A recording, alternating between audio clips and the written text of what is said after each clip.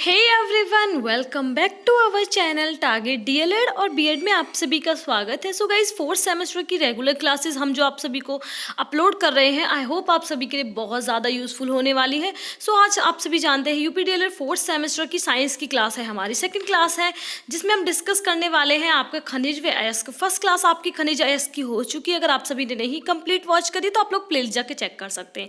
ये है खनिज एवं अयस्क का सेकेंड पार्ट, जिसमें हम डिस्कस करने वाले हैं अधातु। फर्स्टली देखिए अधातु नंबर 1, ऊष्मा व विद्युत के कुचालक। तो hey everyone, welcome back to our channel Target DElEd और बीएड में आप सभी का स्वागत है। सो गाइज, आज मैं डिस्कस करने वाली हूँ आपसे यूपी डीएलएड फोर्थ सेमेस्टर के साइंस का चैप्टर खनिज एवं अयस्क।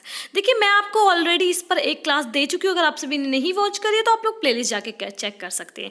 फर्स्टली मैं डिस्कस करूंगी आपसे खनिज व अयस्क के दूसरे पार्ट में अधातु आखिरकार होता क्या है, अधातु के गुण के बारे में हम डिटेल में डिस्कस करने वाले हैं।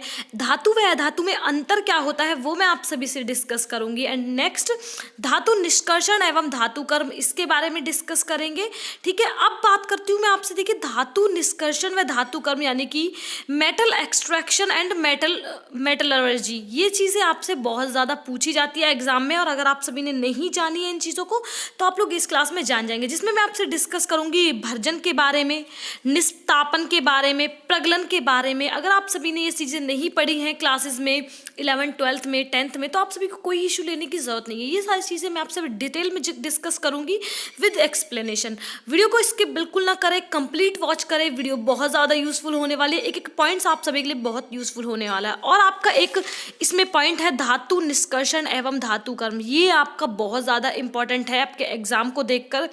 एग्जाम के बिहाफ पर मैं आप सभी से बोल रही हूँ, इसे टिक कर लीजिए, एग्जाम में ये आना ही आना है। सो क्लास को स्टार्ट करते हैं without skipping. Video complete watch करें और चैनल को सब्सक्राइब करना बिल्कुल नहीं भूलें। फर्स्ट बात करते हैं अधातु। वन है ऊष्मा व विद्युत के कुचालक होते हैं। जी कि जैसे धातु ऊष्मा के विद्युत के सुचालक होते हैं, गुड कंडक्टर होते हैं, वैसे ही अधातु ऊष्मा व विद्युत के कुचालक यानी कि बैड कंडक्टर होते हैं। नेक्स्ट है धातु से विपरीत गुण। मीन्स कि आपने जो भी प्रॉपर्टीज, आपने विशेषताएं धातु की देखी थी, उनके बिल्कुल अपोजिट अधातु की विपरीत गुण होते हैं, जैसे कार्बन, सल्फर, क्लोरीन आदि। ये थे आपके कुछ एग्जाम्पल्स। अब हम बात करते हैं नेक्स्ट पॉइंट की, धातु अधातु के गुण। जैसे मैंने आपको बताया था क्लास में सारे डिस्कस करूंगी, धातु के गुण आपको बता दिए। बात करते हैं अधातु के गुण। अधातु नंबर 1 है चमक। देखिए, अधातु में चमक नहीं होती है। किसमें? धातु में चमक होती थी, लेकिन अधातु में चमक नहीं होती है। नेक्स्ट है आपका कठोरता। देखिए, अधातु में कठोरता नहीं होती है, लेकिन आपको मैंने पहले ही बोला था अपवाद जरूर होता है। तो यहाँ पर हीरा कठोर होता है। का जो हीरा है वो सबसे कठोर धातु के रूप में माना जाता है। ये भी माना गया है कि जो हीरा है वो प्रकृति से प्राप्त सबसे ज्यादा कठोर पदार्थ है। आघात वर्धनीयता यानी कि आपकी मेलेबिलिटी की अगर बात की जाए, मैंने आपको पहले ही बताया था आघात वर्धनीयता यानी कि मेलेबिलिटी होती क्या है। आपके जो अधातु है वो मेलेबिलिटी यानी कि आघात वर्धनीयता नहीं होते हैं, क्योंकि जो अधातु होते हैं वो पीटने पर क्या हो जाते हैं, उनके टुकड़े हो जाते हैं। आघात वर्धनीयता यानी कि मेलेबिलिटी का मतलब है कि जिन्हें पीट कर आप एक चादर के रूप में प्रस्तुत कर सके या प्रेजेंट कर सके, उन्हें हम क्या बोलते हैं? अधातु बोलते हैं। लेकिन अधातु को पीटकर आप चादर में नहीं कर सकते, वो तो आपको टुकड़ों में ही टूटे हुए मिलेंगे। और धातु आपके होते हैं पीट पीट कर, जिन्हें हम चादर के रूप में प्रस्तुत कर देते हैं। नेक्स्ट है आपका लचीलापन। लचीलापन यानी कि डक्टिलिटी। देखिए, अधातु में आपको लचीलापन देखने को नहीं मिलता है, जो कि धातु में मिलता था। जैसे मैंने आपको पहले ही बोल दिया था, धातु के गुण पढ़ने के बाद आपको बिल्कुल अपोजिट कर देना है, अधातु के गुण आप सभी को मिल जाएंगे। लचीलापन इनमें बिल्कुल भी प्रेजेंट नहीं होता है, और ना इनमें आघात वर्धनीयता यानी कि मेलेबिलिटी भी नहीं होती, और लचीलापन डक्टिबिलिटी भी नहीं होती है। नेक्स्ट है आपका भौतिक अवस्था। जो धातु है आपके वो सामान्य ताप पर ठोस होते हैं, द्रव होते हैं, गैस होते हैं। आपका कार्बन है वो ठोस है, ब्रोमीन आपका द्रव है, ऑक्सीजन क्या है? गैस है। यहाँ पर आपका जो ऑक्सीजन है वो भी आपका एक अधातु है। कार्बन ठोस, ब्रोमीन द्रव और ऑक्सीजन गैस। ठीक है, नेक्स्ट है आपका गलनांक व क्वथनांक। पर आपका जो मेल्टिंग और बॉइलिंग पॉइंट होता है अधातु का वो काफी कम होता है। होप आप सभी को यहाँ तक के सारे पॉइंट्स क्लियर हो गए हैं। सो अब हम डिस्कस करने वाले हैं आपके धातु व अधातु में अंतर क्या क्या होता है, वो सारी चीजें हम अच्छे से डिस्कस करने वाले हैं। कंप्लीट वीडियो को वॉच करें, इसके बिल्कुल ना करें अगर आप सभी को चीजें समझ में अच्छे से आ रही हैं। फर्स्ट हम बात करेंगे गुण। गुण धातु अधातु, यानी कि गुण करने हैं हमें धातु और अधातु के, और उनकी सारी चीजें डिस्कस करनी। सबसे पहले पारदर्शिता। देखिए जो धातु होते हैं वो हमारे होते हैं अपारदर्शी, लेकिन यही अगर मैं बात करूं अधातु की तो ये पारदर्शी, अपारदर्शी तथा पारभासी तीनों होते हैं। ठीक है, यहाँ आपकी पारदर्शिता क्लियर हो गई। अब बात करती हूँ थोड़ी सी क्षारीय प्रवृत्ति। देखिए धातु के ऑक्साइड क्षारीय होते हैं, लेकिन अगर अधातु की बात करूँ तो अधातु के ऑक्साइड अम्लीय होते हैं। तो क्या है, धातु धातु होते हैं आपके क्षारीय और अधातु होते हैं आपके अम्लीय। अब बात करते हैं ध्वनि यानी कि आवाज की। धातु ये किसी वस्तु से टकराने पर ध्वनि उत्पन्न करते हैं। जो धातु हैं अगर वो किसी वस्तु से टकराते हैं तो उनमें जो है वॉइस आती है, लेकिन अधातु ये ध्वनि उत्पन्न नहीं करते। ये किसी भी चीज से टकराकर आपको ध्वनि उत्पन्न नहीं करे। मैं आपसे इसे डिटेल्स में इसलिए ज़्यादा डिस्कस कर रही हूँ, 2014 में भी आपसे पूछा जा चुका है और काफ़ी लास्ट ईयर्स में आपसे पूछा जा चुका है। अवस्था की अगर बात करूँ तो धातु सामान्यतः ठोस होते हैं, लेकिन अगर अधातु की बात करूँ तो ये ठोस भी होते हैं, द्रव भी, गैस भी, तीनों अवस्थाएं इनमें उपस्थित होती हैं। ठीक है गाइस, अब डिस्कस करेंगे आपका नेक्स्ट पॉइंट जो कि है आपका धातु निष्कर्षण एवं धातु क्रम। बहुत ज़्यादा इंपॉर्टेंट क्लास है आपकी ये, प्लीज़ इसे इसकी बिल्कुल ना करें, एक एक पॉइंट्स को समझते चलें। बात करेंगे मेटल एक्सट्रैक्शन एंड मेटलर्जी के बारे में। देखिए फर्स्ट है आपका जो हम डिस्कस करेंगे, अयस्क में पाई जाने वाली अशुद्धियों को अलग करने की प्रक्रिया धातु निष्कर्षण कहलाती है। क्या, अयस्क में पाई जाने वाली अशुद्धियाँ जो होती हैं अगर उन्हीं अशुद्धियों को हम अलग कर देते हैं तो वो हमारी कहलाती हैं धातु निष्कर्षण। यानी कि आपकी जो भी इम्प्योरिटीज यानी कि अशुद्धियाँ हैं उनको अलग करने की प्रक्रिया ही हमारी धातु निष्कर्षण कहलाती है। पॉइंट है आपका, किसी शुद्ध धातु को उसके अयस्क से प्राप्त करने की संपूर्ण विधि हमारी धातु क्रम कहलाती है, हम मेटलर्जी कहते हैं। आप ऐसे समझिए कोई अयस्क है, उससे आपको क्या प्राप्त करना है, एक प्योर मेटल यानी कि आपका शुद्ध धातु प्राप्त करना है। इसी विधि को हम क्या कहते हैं, आपका धातु कर्म कहते हैं। ठीक है, नेक्स्ट पॉइंट, थर्ड पॉइंट हम डिस्कस करेंगे, अयस्क से अशुद्धियों को बाहर निकालने की प्रक्रिया हमारी सांद्रण कहलाती है। क्या कहलाती है, सांद्रण। देखिए आपका ये तीनों चीजें आपकी एग्जाम्स में बहुत पूछी जाती है, धातु निष्कर्षण, धातु कर्म और सांद्रण विधि। आपका जो धातु कर्म है, धातु निष्कर्षण और सांद्रण बिल्कुल सेम विधि है, क्योंकि इन तीनों में ही आपको क्या है, अशुद्धियों को बाहर निकालना है। क्या निकालना है, अशुद्धियों को बाहर निकालना है। सो अब हम डिस्कस करते हैं आपका नेक्स्ट पॉइंट, धातु कर्म की प्रक्रिया क्या है। इसे हम 5 चरणों में संपन्न करते हैं। 5 संपन्न होगी ये 5 चरणों में ही, आपको इसे 6 चरणों में, 7 चरणों में, 4 चरणों में नहीं संपन्न करना है। अगर एग्जाम में आता है धातु कर्म की क्रिया तो आपको लिखना है धातु कर्म की क्रिया को हम 5 चरणों में संपन्न करते हैं। फर्स्ट है हमारी पीसे अयस्क का सांद्रण, जिसे हम बोलते हैं अयस्क को साफ करना। इसका मतलब क्या होता है, अयस्क में जो भी अशुद्धियां होती हैं उन्हें हटाना, हमारा क्या कहलाता है, पीसे अयस्क का सांद्रण। इसको साफ करना क्या होता है, अगर थोड़ा डिटेल्स में बात करूं तो उसे साफ करना होता है कि आपकी जो उसकी अशुद्धियां हैं उन्हें हटा के उसमें क्या करना है, क्वालिटीज जो होती हैं वही रह जाएं, उन्हें कहते हैं पीसे अयस्क का सांद्रण। देखिए अगर आप क्लास कंप्लीट ज्वाइन करेंगे, कंप्लीट बिना स्किप करे वॉच करेंगे तो आपको एक चीज़ बहुत अच्छे से क्लियर हो जाएगी। नेक्स्ट है आपका निस्तापन विधि, हम इंग्लिश में बोलते हैं कैल्सिनेशन। देखिए इस प्रक्रिया में सांद्रित अयस्क को इतना गर्म किया जाता है, देखिए गर्म किया जाता, थोड़ा कट गया है, कि उसमें से वाष्पशील पदार्थ निकल जाते हैं, परंतु अयस्क को पिघलने नहीं दिया जाता। यहाँ पर क्या कहा गया है कि आपको सांद्रित अयस्क को इतना गर्म किया गया कि उसमें जो वाष्पशील पदार्थ हैं जो आपके भाप बनकर उड़ सकते हैं वो आपके कंप्लीटली नष्ट यानी खत्म हो जाएं, आपके जो अयस्क हैं वो पिघले भी नहीं, में केवल आपकी अशुद्धियां निकल जाएं, यही आपका कहलाता है निस्तापन यानी कि कैल्सिनेशन। ठीक है,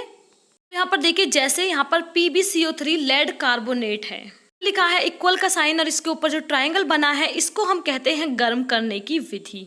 जब आप इसको हीट यानी कि गर्म करते हो तो आपका निकलेगा लेड ऑक्साइड और कार्बन डाइऑक्साइड। एक तो आपका लेड ऑक्साइड निकल गया, दूसरा क्या है, आपकी कार्बन डाइऑक्साइड यानी कि आपकी अशुद्धियां निकल गई। आपका नेक्स्ट पॉइंट देखते हैं जो कि है आपका काफी एग्जाम में पूछा गया है, मैंने जब चेक किया है, भर्जन विधि, जिसे हम बोलते हैं इंग्लिश में रोस्टिंग। देखिए अंतिम रूप से वायु की उपस्थिति में अयस्क को उसके गलनांक से नीचे गर्म करने की प्रक्रिया। तो कुछ चीजों को हम रोस्ट करते हैं, कैसे करते हैं हम उन्हें रोस्ट, ऐसा तो नहीं करते उन चीजों को जला देते हो, आप उन्हें ऐसे तापमान पर गर्म करते हो वो आपके रोस्ट हो जाए, यही हमारी कहलाती है रोस्टिंग यानी कि भर्जन।